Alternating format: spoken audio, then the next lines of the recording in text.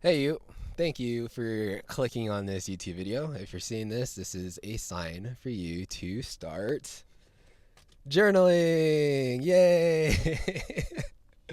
So I recently, actually, okay, scratch that. I've been journaling for a while, a few years, but recently, like this past year is where I started to really get into my journaling practice and really start to, I guess, cultivate my craft and really have discernment of what really works for me and what doesn't work for me.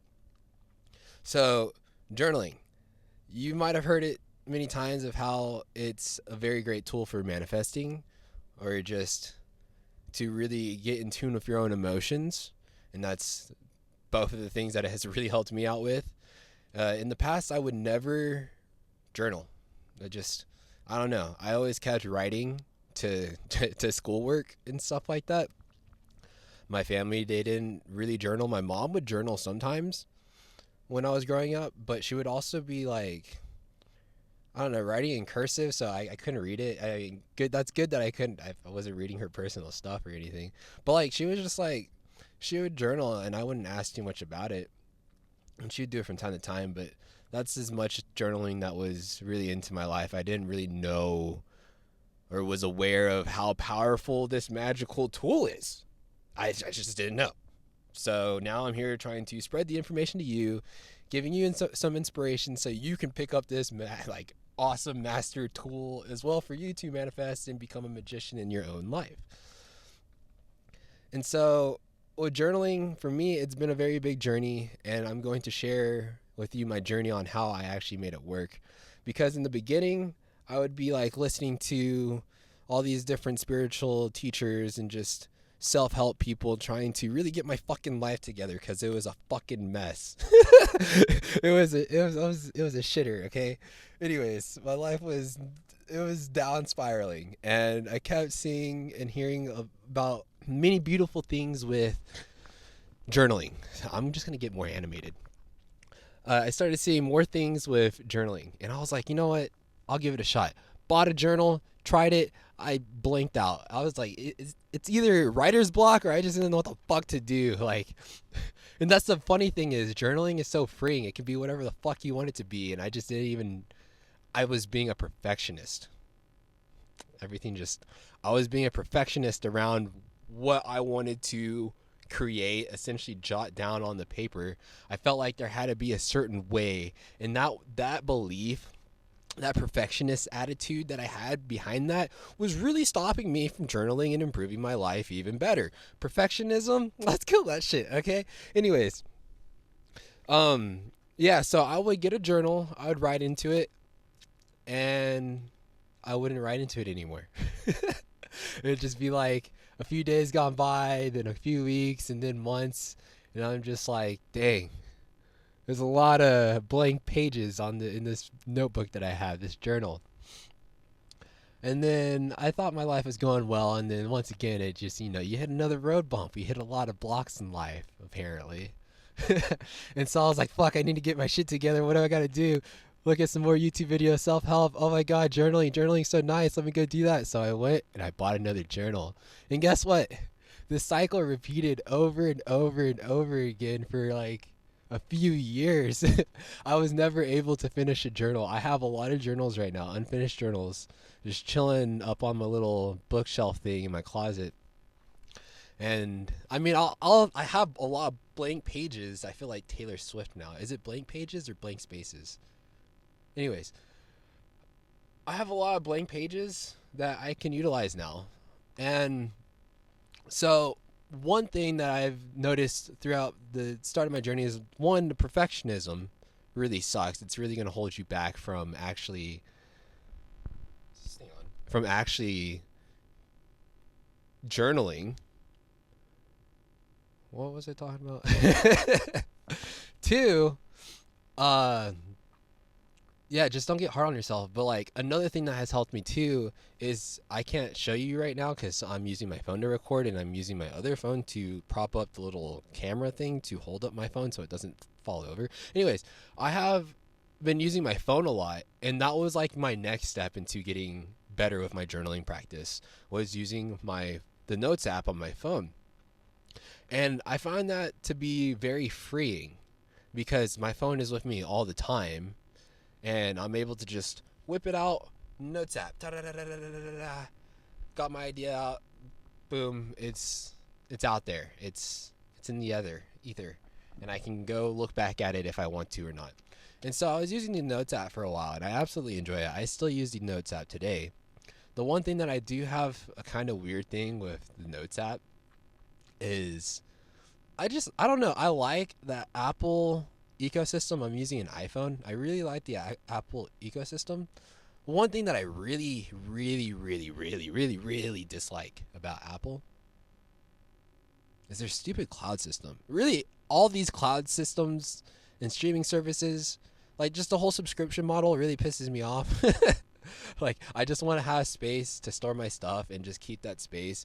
And now you're making me pay for this space every month. And you make it very hard for me to put all my stuff, all my storage, my digital space onto an external hard drive or an external SD card. You make it so hard for me to do that you really want me to pay for this. Like, it's twisted. I don't like it. I just like to have my digital storage. So I ran into this situation to where I was trying to transfer a lot of my notes from my phone to my other phone, or just like having to some database to where it's like more secure, more safe, because I was almost at a point where I had to sell my phone. And I was just like, fuck, I have a lot of notes on this app on my phone that I really want to like keep and utilize. So I tried my best to save some of those. I don't think I saved them all, sadly. So like that's another thing that I feel weird about, is just like journaling on a phone can be very awesome, but it's just like, just be mindful about the whole digital space, digital storage that you're going to be using. I do like using apps like Notion. Notion's really cool. It's easier for me. I have that habit of like going to the Notes app on my iPhone way better than going to Notion. So like it was, for me, it was that habit. But getting a little off track here, just a little bit. Using your phone, because journaling on your phone, you always have your phone with you. And when you have a thought, get that thought out there. And so with journaling on your phone, one, that taught me that I can be really short if I wanted to. I could be very long. I started to like open myself up more into the freedom of free writing, of freely expressing myself in journaling. And one thing that I really like about journaling is the fact that you can get your thoughts out there. Like, before, I would just have all my thoughts in here, just ruminating in my head. I wouldn't talk to anybody because it was just hard for me to find other people that resonate with the same level of consciousness that I'm at, or just wherever the fuck I'm at in this world. That's why I'm here on YouTube. I hope you're my people if you're watching this. But yeah, since I didn't have a way to really get my ideas out there, like I would create a lot, I would make a lot of videos and stuff, but like I was more kind of like, it was nice. I was living in the moment, going with the flow of everything. But I could have been deeper. My artistry could have so much more depth, but you know, that those were all stepping stones to get me to this point of now where I have a lot of depth in my artistry. But what I see is like when you're able to get your ideas out there in front of you, you're able to start to organize everything and kind of create a plan for yourself. And I'm not really big on plans. I like soft plans because like not everything always goes according to plan, and when you have a plan, you kind of limit everything to that plan in a sense. That's why I say like loose plan, because if you have a loose plan, you kind of open yourself up to all the magic that's in this universe and how things could actually possibly work out for you. I don't know, that's just me. But I like getting my thoughts out there and being able to see what the fuck is going on in my mind. What's going on in the world of Tristan. Anyways, that's been a very big plus. And also, it's been very helpful for me to be more in tune with my own emotions. And I think that's very fucking valuable, especially in this society where we're growing up, especially as men, telling men that like we need to be strong with our own emotions. Don't cry and stuff. I'm a crybaby. I'm a fucking crybaby, and I stand behind that.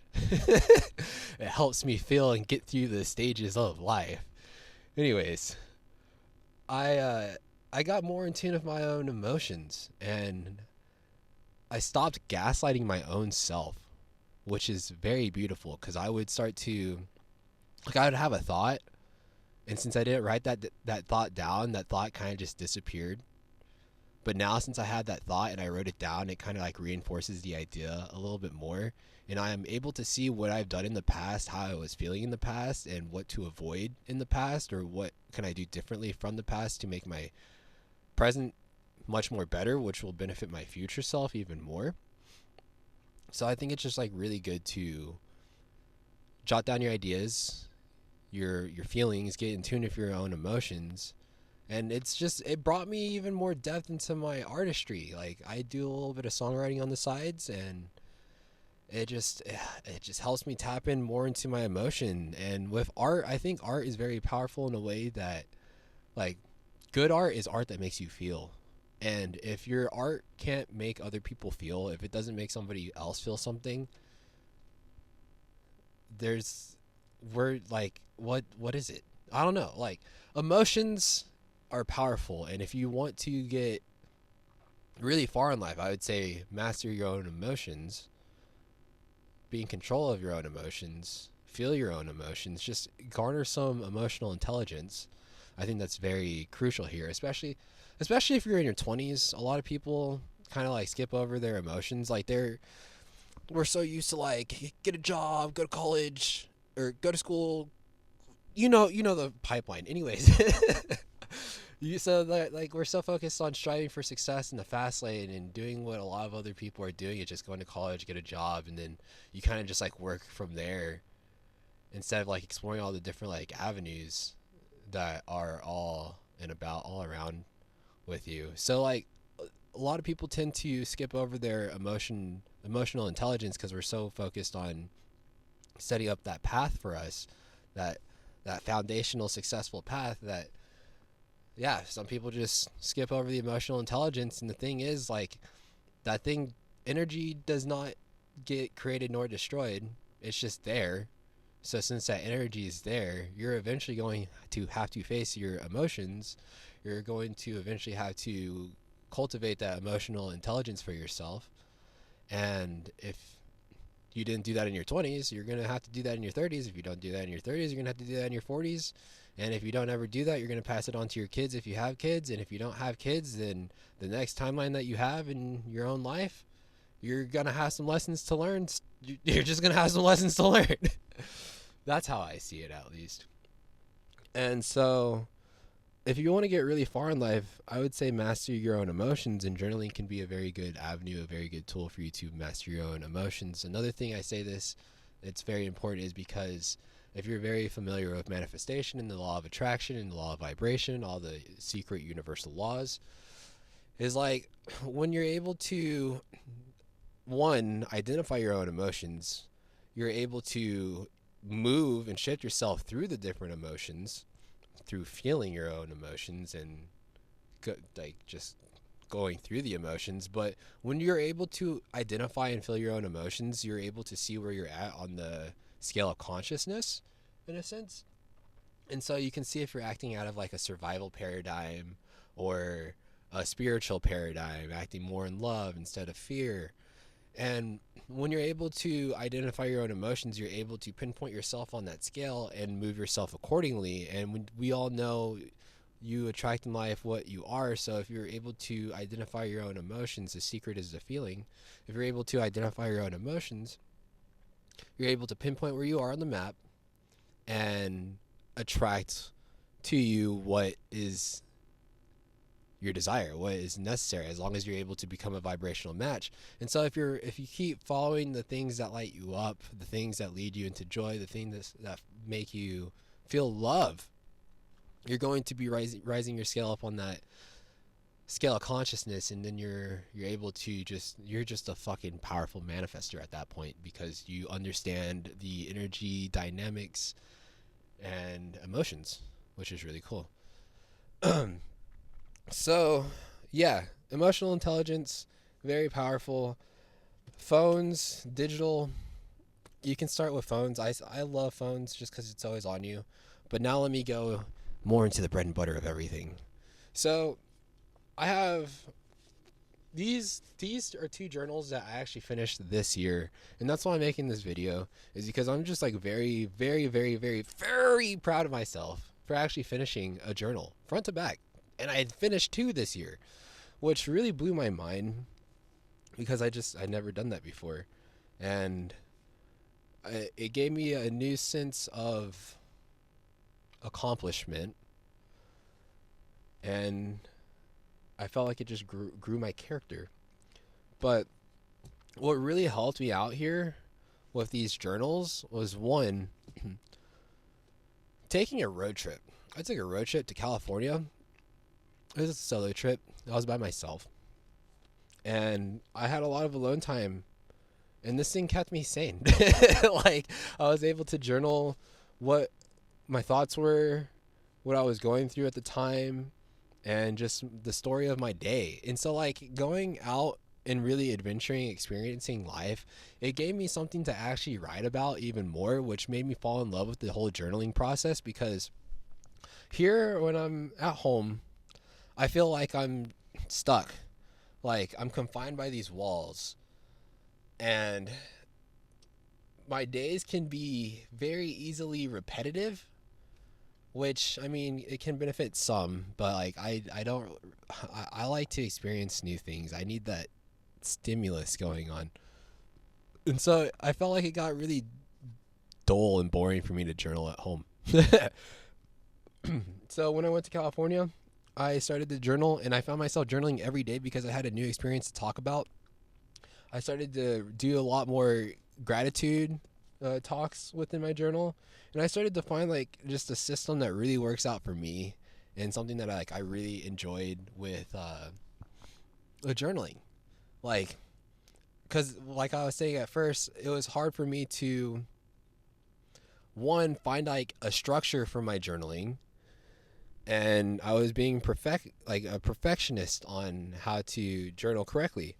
And now I kind of just, what I'll usually do is I'll start with my gratitude practice, and I'll write everything that I'm grateful for. Then I'll write stuff throughout my day, and I kind of just like leave it at that.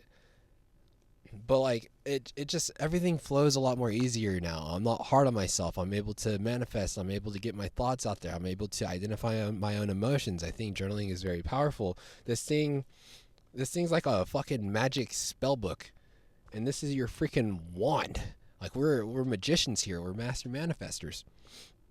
And so the last thing that I really want to touch upon, I know this video is getting long. I didn't expect it to be this long, but man, I miss talking on videos. If you watch this far, thank you. I love you. Throw a mango in the comment section just so I know who the real ones are. Yeah, just do that. Anyways, these small little journals, these little notepads, I bought another one, and it was actually a pack of 4 at Walmart for like $1.34. And so I placed these around my environment. I have one in my car, which we're at right now. One in my car, one next to my bed. I have one in my little, what do you call that thing? Fanny pack, my sling bag. And the other one just in my room. But like, I have these in different positions because it just gives me the opportunity to write even more. Like, I don't know, I just fell in love with writing. Writing's fun. But when I have all these different journals, it makes it so much easier to write. And like, what I usually do with these little journals is like, I'll do affirmations or gratitude practice, gratitude journaling with these, just because it's very small. And I like to keep this more for like life experience, like a daily journal entry type of deal. But these are perfect for affirmations. These are perfect for gratitude. Like, you wake up, you got this right next to your bed. I'm grateful. I'm grateful for life. I'm grateful for my breath. I'm grateful for my eyes. I'm grateful for my ears. I'm grateful for my mind. I'm grateful to feel. That's just some of the stuff I wrote. Anyways, it's just nice to dump all that and get gratitude as your first thing in the morning. And then like you can also do like other manifestation techniques on here. This is one I did a while back ago. But you can do like a lot more. It's just easy access, you know, like if it's there, might as well just jot down something real quick. And now I really want to talk about affirmations and gratitude, because I mean we're already talking about it anyway. But to really affect your subconscious mind, two things that I have found, and there could be more, is one is hypnosis to really reprogram your subconscious mind, and the other is repetition.